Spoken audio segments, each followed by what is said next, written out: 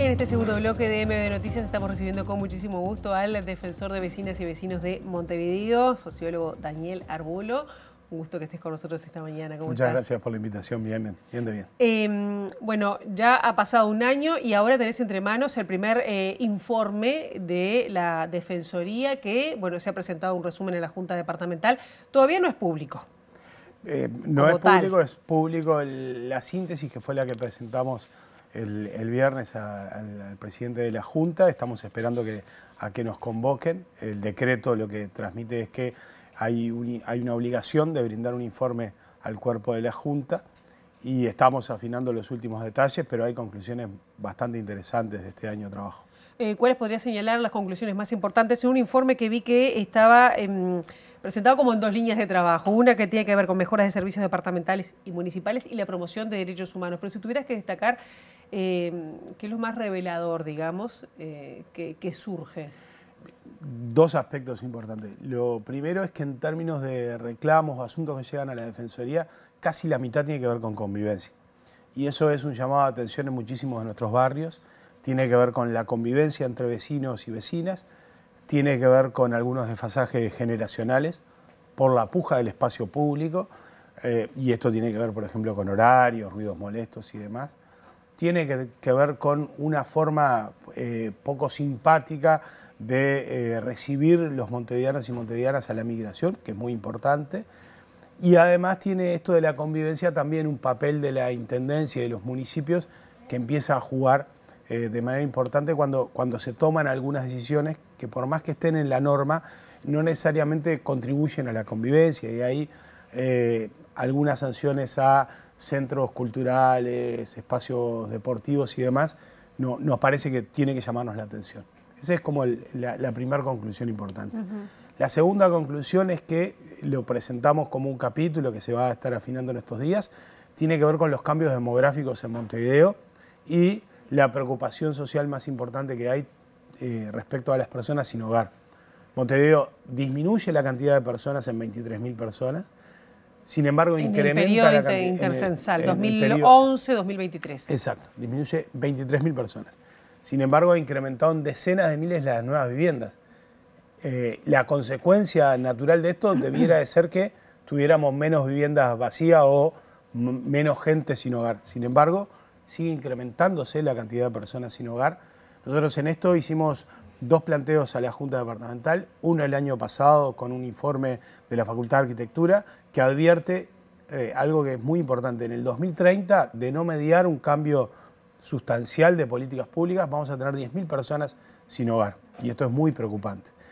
Lo trasladamos el año pasado a la Junta y este año en el informe también avanzamos sobre esto y sobre la necesidad de generar una política de impulso o de fomento a los derechos en el territorio. Y esto tiene que ver con sí, los problemas del hogar, pero también con otros problemas que tienen que ver con salud, con educación, con trabajo. Ahí hay un fuerte énfasis que estamos haciendo de la Defensoría en esto de dos componentes.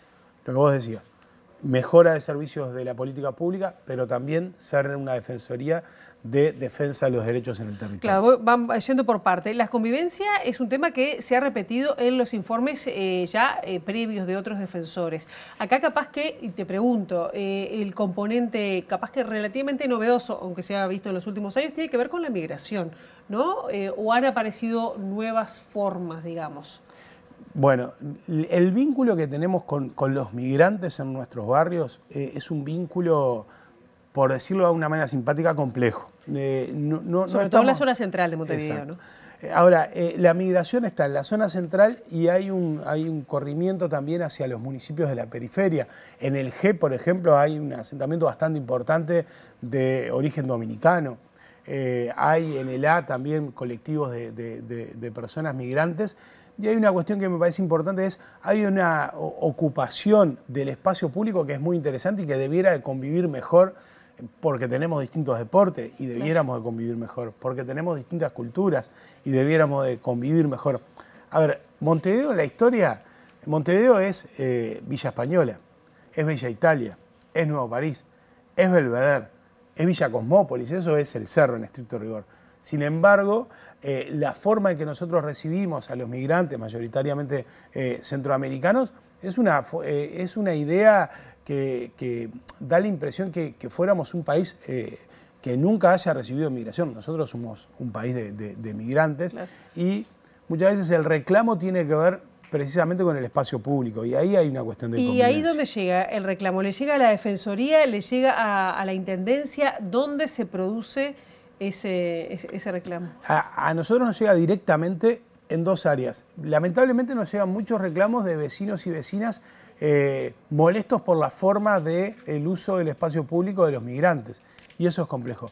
Por suerte también nosotros participamos del Nodo Migrante, también nos han venido llegando en los últimos meses muchísimos reclamos de migrantes que se asumen como vecinos, que son vecinos y vecinas, y que exigen del resto de los montevideanos una forma más tolerante de convivencia. ¿Y cómo se resuelve eso? Ahí nosotros tenemos un programa bastante interesante de mediación comunitaria. En el municipio B tenemos un convenio con el municipio B y trabajamos muchísimo en esto.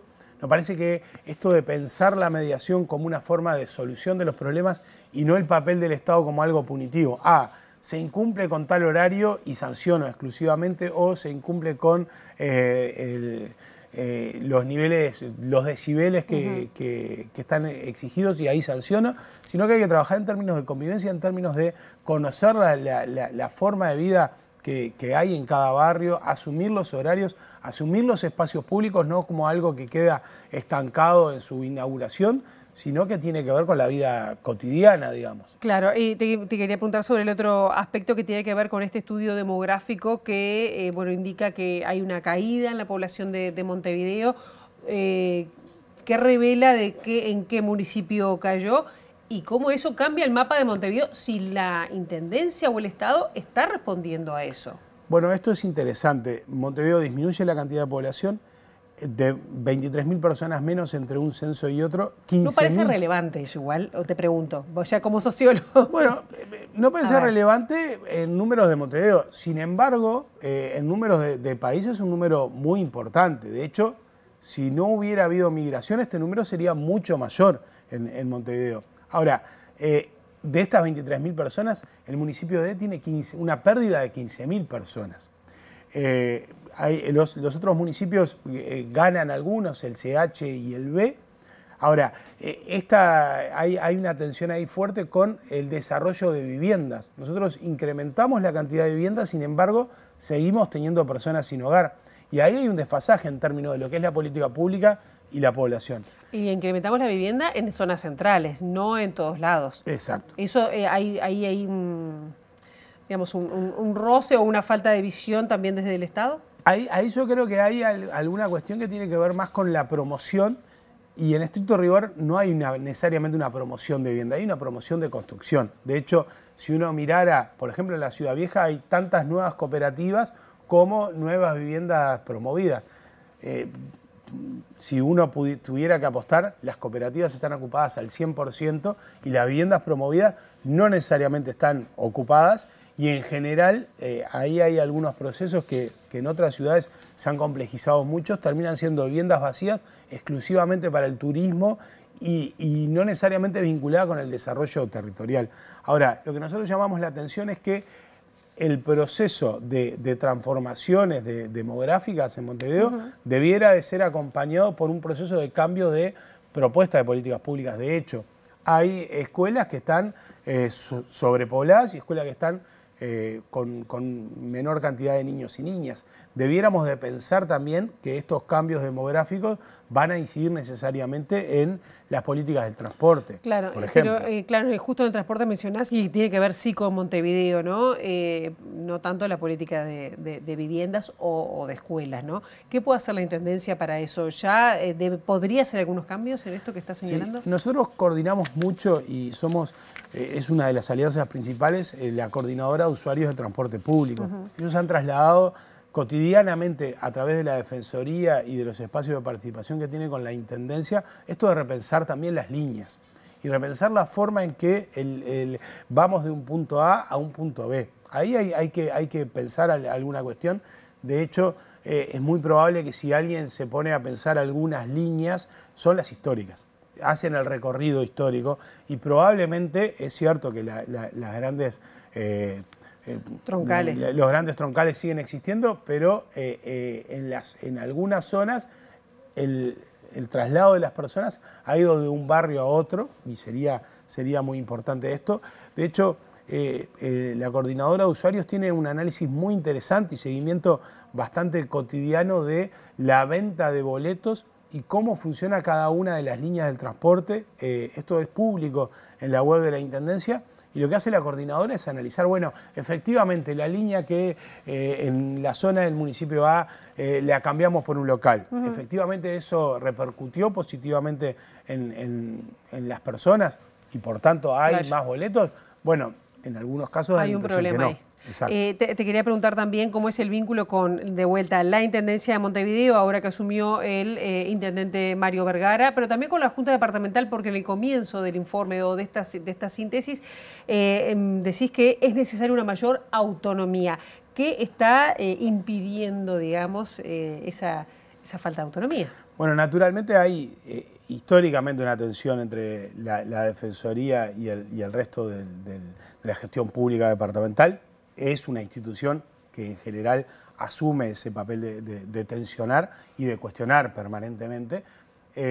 Ahí lo que estamos teniendo es un problema de autonomía e independencia a la hora operativa de tomar decisiones.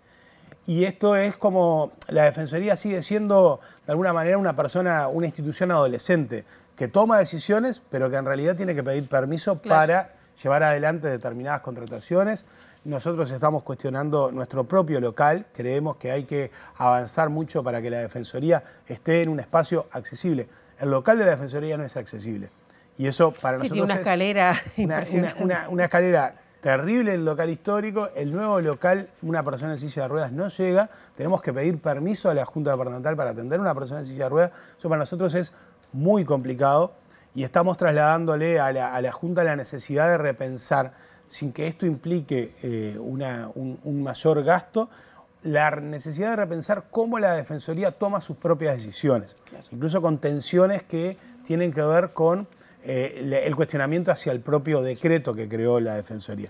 Las instituciones de promoción de derechos, naturalmente, tienen que tener autonomía. ¿Para qué?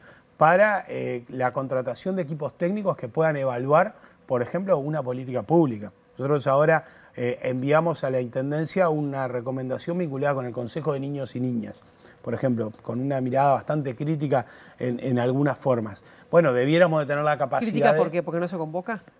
Crítica porque en realidad no hay una rendición de cuenta de lo que pasó en el Consejo. Y lo que nosotros le trasladamos a la Intendencia es la necesidad de, si se generan espacios de participación, tiene que haber rendición de cuenta, naturalmente. Ahora, la Defensoría debiera de tener capacidad de sin pedir permiso, y en el marco de su presupuesto, decir, bueno, para esto puedo hacer un acuerdo con tal espacio que me genere conocimiento. Lo mismo que hicimos con el área de demografía de ciencias sociales. Nos tiene que interesar los cambios demográficos y poblacionales para criticar sí las políticas públicas. La Defensoría tiene históricamente un trabajo sobre contaminación acústica. Si nosotros necesitáramos profundizar respecto a eso, debiéramos de tener una autonomía, una independencia, que esto implica en sus propios tiempos. Para la Defensoría es importante tener un informe en septiembre, no tiene que pedir permiso para que el informe esté en septiembre, digamos. ¿No? Daniel, yo te quería volver a un tema que recién estábamos hablando antes, que tiene que ver con el transporte de Montevideo, porque bueno, este fin de semana, este sábado, comenzaron a regir los nuevos precios, ¿no? ¿Es el boleto más caro de la región? ¿Hay una queja sobre eso? Y el precio y la accesibilidad. Sobre todo, además, la frecuencia en las noches. Bueno, ahí tenemos son muchas cosas. No, ahí tenemos varias cuestiones. Primero, en términos de accesibilidad. Nosotros hemos transmitido innumerables veces que no podemos tener personas que puedan trasladarse de una punta a otra de Montevideo y otras personas que apenas puedan salir de su barrio, por una cuestión de accesibilidad. Y eso es un problema. Segundo, hemos recibido varios reclamos y varios asuntos en términos de la accesibilidad y el uso de las rampas en varias unidades. Y hay una preocupación que nosotros trasladamos, si bien las nuevas unidades más modernas, digamos, son de piso bajo, perdón. Hay otras que tienen que bajar mecánicamente las rampas y ahí hay alguna preocupación. Segunda cuestión que nos parece importante, hay barrios que a veces con algunas medidas quedan sin transporte y ahí hay que pensar alguna cuestión. Por ejemplo, recuerdo mucho los reclamos por la línea 405 cuando ha habido alguna dificultad. Cuando se para la 405 se para la vida de decenas de miles de personas. Cuando en algunas zonas particulares se toma la decisión de no avanzar en una línea, son decenas de miles de personas. Sí, de no ingresar a algún barrio por algún... Exacto. Pero cuando nosotros vamos a La Colorada, en un programa que tenemos de la Defensoría en tu barrio, hemos ido a más de 30 barrios en este año, si vamos a La Colorada y nos reclaman que los gurises que viven en La Colorada no llegan nunca a tiempo a la escuela y al liceo, porque efectivamente el ómnibus sale a la hora que empieza la escuela y el liceo, es un problema. Y esto pasa en la mañana, pasa al mediodía y pasa en el regreso. Entonces ahí hay que repensar algunas formas de los horarios, hay que asumir que naturalmente van a haber cambios estructurales. Y yo soy optimista en términos que estos cambios estructurales en los grandes troncales pueden generar una mejora de servicios en la periferia de los troncales. También somos optimistas y se lo hemos planteado a la Intendencia el periodo pasado, en recién acabando de asumir. Debiéramos de pensar también el papel del tren en esa troncal que viene desde Canelones hasta el centro de la ciudad, casi que a 20 metros de cada una de las avenidas que hay. Podríamos aprovechar eso ese tipo es como mucho para adelante. Es bastante. ¿Qué claro. pasa con el precio del boleto? El precio del boleto, ahí hay que asumir que hay algunas ecuaciones, digamos, que se asumieron previamente y se está cumpliendo con esa ecuación. Nosotros creemos que para el servicio que se brinda es caro, efectivamente, pero también tenemos que asumir que hay que repensar todo el sistema. Es probable que si nosotros tuviéramos más usuarios del transporte público, bueno, esas ecuaciones podrían cambiar. Ahora, para que haya más usuarios del transporte público, efectivamente tiene que haber un transporte público mejor, claro, que ha venido mejorando en términos de las unidades, pero el transporte público tiene que ser más veloz, no puede ser cada vez más lento. De hecho, si uno mira los escritos o las revistas de 1930 o de alguna de esas décadas, estamos a la misma velocidad. Y eso es un problema, en realidad. Entonces, si el servicio no es bueno, alguien va a asumir naturalmente utilizar otras formas de transporte. Creo que hay que estimular mucho más el transporte público, pero estimular el transporte público implica mejorarlo, naturalmente. Daniel Arbulo, muchísimas gracias por estos minutos y bueno, cuando te reciba la Junta veremos el resultado. Muchísimas gracias por la invitación.